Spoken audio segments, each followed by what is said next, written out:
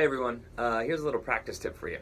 So one of the biggest things that I run into with my students, especially as they're beginning, is the ability to what I call turn off one drum beat and turn on another drum beat. Whether it's within one song or going from song to song, that's one of the biggest parts of drumming, is actually being able to do that.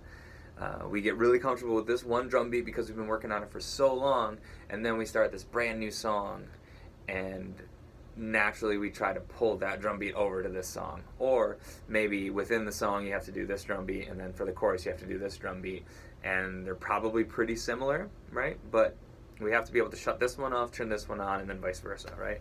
And be able to go back without kind of building back up to it. That's kind of the hardest part, is we often have to start from the beginning and then slowly build back up, and then, oh, okay, now I got it. So here's a cool little practice tip for you, and pretty easy one.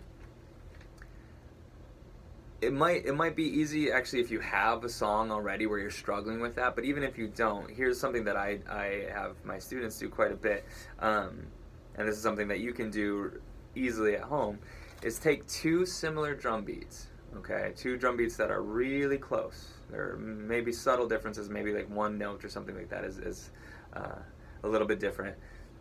Practice one of those drum beats for a little while, like maybe like a minute or two straight, and then move right over into the next one. Okay, so for instance, this is what I usually do. Hopefully you can see this. Okay, sorry, my handwriting's not amazing. So let's take this drum beat for example. Okay, so we have 1, 2, 3, and 4, right? Bass drum, pretty basic. You have a single hit on 1, and then you have a double hit on 3. Okay, so what I'll usually have my students do is play this one for a little while, and then I'll move right over into this one. Okay, notice a difference there? Real subtle, right? So the last one we had hit here on 3 and bass drum hit on the and of 3. This one we have a bass drum hit on the and of 2 and a bass drum hit on 3. So really close. We basically just took those two bass drum hits and we slid them over. Or you could say we took this bass drum hit and moved it over there. Whatever makes sense for your brain. But practice that first one.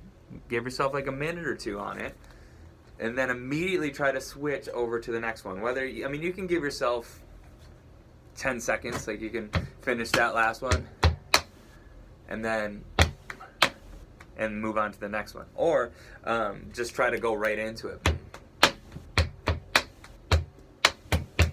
Right? And that's going to help. I mean, that's just a starting point, but if you can do that, then you're moving a lot closer to being able to turn these drum beats off and turn other ones on. Again, if you have a song already that does that, for instance, two popular ones right now for me as far as teaching are Stressed Out. That bridge has a completely different drum beat, but probably more closer to what we're talking about is Imagine Dragons, Whatever It Takes. Okay, the verse and the chorus, two 16th note drum beats, very different bass drum patterns. So that's a little bit more of an advanced example, but a very good example, and you guys can use those to kind of test yourself once you've got that. To try to take it to the next level and make sure that you're actually able to do that, turn it off, turn it on, and vice versa. That way you're not using the same drum beat for every song, and you're also not having to, again, relearn each drum beat every time you revisit it. Okay, good luck.